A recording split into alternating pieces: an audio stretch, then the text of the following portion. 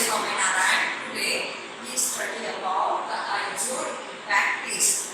What to understand by isotope impact test? So first of all, different material, for example, aluminium है, brass है, okay, iron है, mild steel है, तो उसकी जो भी एनर्जी एब्जॉर्ब करने की कैपेसिटी होती है वो अलग अलग होती है.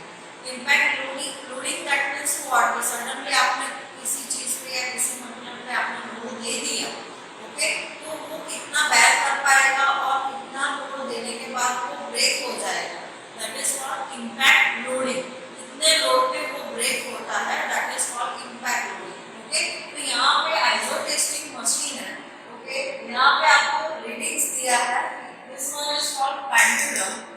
ओके, तो फॉर एग्जांपल चार्ट की टेस्ट करना हो तो पेंडुलम का जो भी है एंगल वो डिफरेंट होगा. ओके, पूरे एंगल पे आएगा. और आइसोड इम्पैक्ट टेस्ट है तो उसमें इस लेवल से आपको क्या करना है, पेंडुलम को मूव करना है. ओके, और यहाँ पे नीचे आपको स्पेसिमेन रखना है. ओके, जिसमें आपको स्पेसिमेन रख के फाइंड आउट करना है कि कितने लोड पे वो स्पेसिमेन टूट जाता है. ओके, दैट मींस कितने लोड पे वो स्पेसिमेन टूट जाएगा. तो ब्रिटल है, डक्टाइल फेलियर है, ब्रिटल फेलियर है, वो आपको पता चलेगा. ओके, तो हम एक्सपेरिमेंट स्टार्ट करते हैं. ये स्केल है. ओके, इस स्केल में आप 2 टाइप का टेस्ट कर सकते हैं, आइसोड इम्पैक्ट टेस्ट और चार्पी इम्पैक्ट टेस्ट. अंदर का जो भी रीडिंग है that is for Izod impact test, और बाहर का जो भी रीडिंग है that is for Charpy impact test. तो यहाँ पे दिया है आइसोड इम्पैक्ट टेस्ट के लिए 1 division is equal to 2 joule, और उसी तरह से चार्पी इम्पैक्ट टेस्ट के लिए 1 division is equal to 2 joule. Okay, तो आपको क्या करना है, फर्स्ट ऑफ ऑल ये रीडिंग्स कैसे लेना है, तो यहाँ पे आपको 0 पे ले जाना है. ये 0 to 10 है. ओके, दैट मीन्स 0 to 10 और उसका डिवीजन कितना है, 5 है. तो 0 to 10 के बीच में एक जो भी 5 डिवीजन है तो एक डिवीजन कितने का हुआ, 2 जूल का हुआ. 1 डिवीजन इज 2 जूल. ओके, तो आपको क्या करना है, उसका जो भी स्पेसिमेन जिस जगह पे रखना है वहाँ पे रख के आपको वो टेस्ट करना है कि वो कितने लोड पे वो मटेरियल है वो ब्रेक होगा. ओके, तो यहाँ पे आपके पास 2 स्पेसिमेन है. This one is called aluminium specimen है. ओके, और यहाँ पे आपके पास दूसरा स्पेसिमेन है that is called iron specimen. तो जो दो आपके पास मटेरियल है, ओके, जो स्पेसिमेन है उसका डायमेंशन फिक्स है अकॉर्डिंग टू इंडियन स्टैंडर्ड. यहाँ पे आपको नोट्स दिया है दोनों स्पेसिमेन में नोट्स दिया है, बिकॉज वहाँ से ही वो टूटे, इसीलिए आपको नोट्स वहाँ पे दिया गया है. तो आप बोल सकते हो कि भाई चलो इसमें ब्रिटल फेलियर है और इसमें डक्टाइल फेलियर है, क्या है, तो वो आप बोल सकते हो. इसीलिए यहाँ पे एग्जैक्ट जो भी डायमेंशन है वो एग्जैक्ट है 10x10. ये डायमेंशन 10 और ये भी 10 mm है, और ये डायमेंशन ओवरऑल है 75 mm. ओके, और नोट्स भी एग्जैक्ट लोकेशन पे दिया गया है, जिससे वहाँ से ही आपको फेलियर करना है. ओके, और वहाँ से ही आप जो भी एग्जैक्ट है वो आपको रीडिंग मिलेगा. ओके, अभी हम टेस्ट करेंगे जिसमें फर्स्ट ऑफ ऑल मैंने आयरन स्पेसिमेन है वो रखा है. ओके, आपको कैसे रखना है, ये जो वी नॉच दिया है उन वी नॉच यहाँ पे आपको फिक्स करना है. ओके, यहाँ पे आपको फिक्स करना है. कैसे फिक्स करना है, तो वी नॉच है वो जो भी उसका प्लेटफॉर्म है उसकी लाइन में आना चाहिए. दैट मीन्स यहाँ पे जो भी आपको दिया है स्क्रू वगैरह को निकाल के आपको यहाँ पे एक स्पेसिमेन फिक्स करना है. फिर बाद में आपको क्या करना है, ये जो स्क्रू दिया है उसको खोलना है प्लेटफॉर्म को.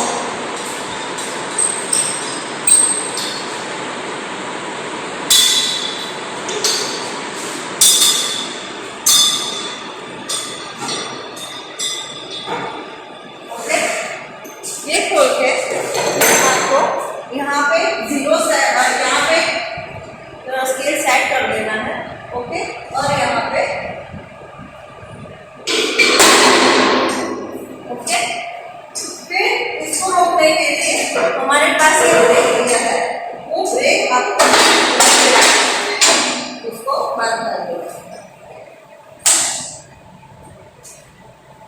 फिर आपको रीडिंग लेना है। यहाँ पे आपके पास रीडिंग आया है 110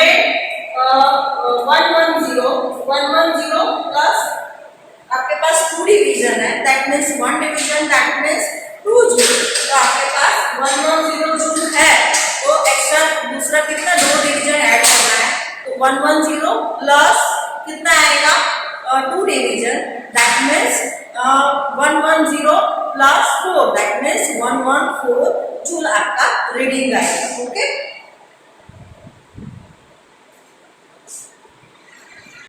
यहाँ पे आप देख सकते हो जो भी आयन स्पेसिमेन है वो आयन स्पेसिमेन में फेलियर किस तरह से हुआ है, तो आप देख सकते हो this one is called ductile failure. Okay, next specimen हम रखेंगे, this one is called aluminium. Okay, यहाँ पे स्पेसिमेन रखेंगे और यहाँ पे जो भी स्केल है उसको अगेन इनिशियल पोजीशन को लेके जाएंगे। ओके, बराबर, और यहाँ पे हम स्पेसिमेन रखेंगे।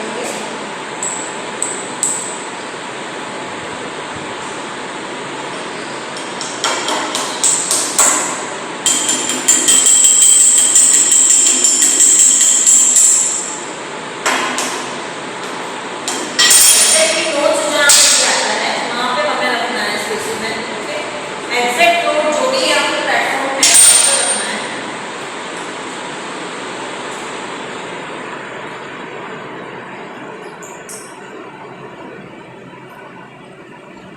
ओके, अगेन मैंने स्केल कितना कर दिया, इनिशियल जो भी है वो कर दिया 160, कितना है यहाँ पे 164 पे कर दिया। ओके, तो आपको लोड पता चलेगा कि कितने लोड पे ये मटेरियल ब्रेक होता है। ओके, कितने इम्पैक्ट लोड पे ये मटेरियल ब्रेक होता है वो आपको पता चलेगा। ओके, अगेन हम क्या करेंगे, पेंडुलम को खोलेंगे।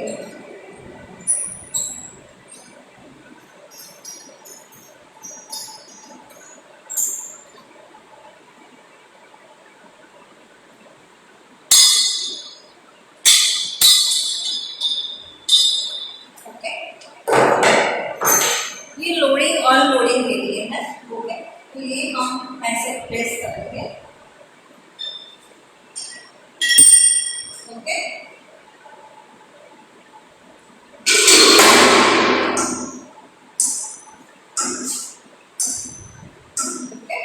इसको रोकने के लिए हम ब्रेक अप्लाई करेंगे।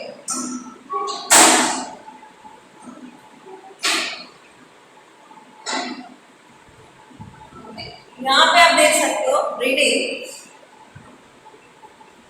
यहाँ पे हमारा रीडिंग आएगा 30 है, फिर कितना डिवीजन है 3 डिवीजन है। ओके, तो 30 plus 1 division is equal to 2, that means 30 plus 6। Okay, that means 36 joule आपको एनर्जी जो भी लोडिंग है और एनर्जी इम्पैक्ट लोडिंग है वो 36 आपको मिलेगा, 36 जूल। ओके, और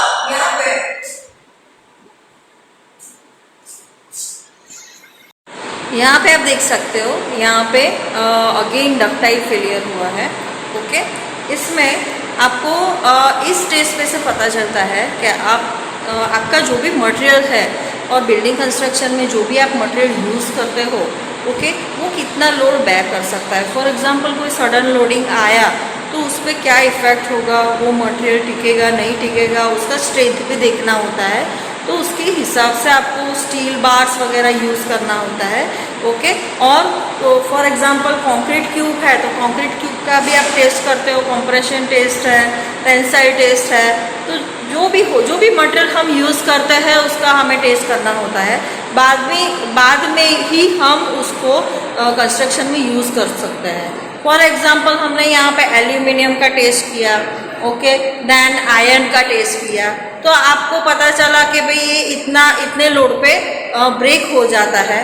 तो फिर उससे कम लोडिंग हो, आपको पता होगा कि स्ट्रक्चरल एनालिसिस की जो भी स्ट्रक्चर के सब्जेक्ट है उसमें आप वही देखते हो कि कितना बीम पे लोडिंग आएगा, स्लैब पे लोडिंग आएगा, okay, due to live load, dead load, जो भी अलग अलग टाइप्स की लोड है उसकी वजह से जो भी बीम है, स्लैब है, उसमें कितना लोड आ सकता है, और आने के बाद जो भी हम स्ट्रक्चर प्रिपेयर करते हैं वो लोड बेयर कर सकेगा नहीं कर सकेगा। अकॉर्डिंग टू दैट हम फाउंडेशन भी डिज़ाइन करते हैं, अकॉर्डिंग टू सॉइल कैपेसिटी और अकॉर्डिंग टू सॉइल और टाइप्स ऑफ सॉइल के हिसाब से हम फाउंडेशन भी हम फाउंडेशन अलग अलग टाइप के फाउंडेशन हम सेट करते हैं। फॉर एग्जांपल मॉल्स वगैरह है तो आप क्या सेट करोगे, ग्रिलेज फाउंडेशन वहाँ पे यूज़ करोगे। Type of soil, black cotton soil है तो उसके हिसाब से आपको फाउंडेशन सेट करना होता है, उस हिसाब से आपको फाउंडेशन वहाँ पे अप्लाई करना पड़ेगा। तो इट डिपेंड्स ऑन कितना मटेरियल कितना लोड बेयर कर सकता है। ओके, तो फॉर एग्जांपल इस लोड पे ये मटेरियल टूट जाता है, दैट मीन्स जो भी लोड आता है ओके उससे उसको बेयर करने की हमारे पास कैपेसिटी होनी चाहिए। ओके, तो फॉर एग्जांपल ये मटेरियल है तो इस लोड पे ये मटेरियल टूट गया तो उससे कम लोड आता है तो उसके हिसाब से कम लोड आए उसके हिसाब से डिज़ाइन करो, उसके हिसाब से फाउंडेशन प्रिपेयर करो। ओके, तो हर एक मटेरियल का हमें पता चलना चाहिए कि ये कितना लोड बेयर करेगा, तो ही आपका मटेरियल स्ट्रेंथ वाइज ओके बोल सकते हैं कि भाई इसका स्ट्रेंथ इसका जो भी लोड आता है उसको वो बेयर करता है। ओके, फॉर एग्जांपल लोडिंग इसमें जितना मिला उस पर वो टूट गया तो उससे कम वो लोडिंग होना चाहिए तो ही आप ये मटेरियल यूज कर सकते हो। दैट इज द मेन बोलते हैं मेन जो एम है हमारा कि क्यों ये हम इम्पैक्ट टेस्ट करते हैं। तो इम्पैक्ट टेस्ट का मेन रीज़न यही है कि भाई जो भी मटेरियल है वो इतने लोड पे टूट जाता है तो उससे कम लोड जहाँ पे आता है, लोड कैलकुलेशन वगैरह भी आप स्ट्रक्चरल एनालिसिस में करते हो, लोड कैलकुलेशन वगैरह जो भी आता है उसमें जो भी ये मटेरियल का लोड है उससे कम लोड हो तो ही आप ये यूज़ करो। अदरवाइज आप उस तरीके का फाउंडेशन प्रिपेयर करो या उस तरीके का फाउंडेशन प्रोवाइड करो। Okay, structural arrangement, structural design उस तरीके से करो कि जो भी बिल्डिंग है वो लोड बेयर कर सके और सेफली ग्राउंड में ट्रांसफर बेयर कर जो भी लोड है वो सेफली ग्राउंड में ट्रांसफर कर सके, उस तरीके से हमें ये डिज़ाइन करना चाहिए। Okay, thank you.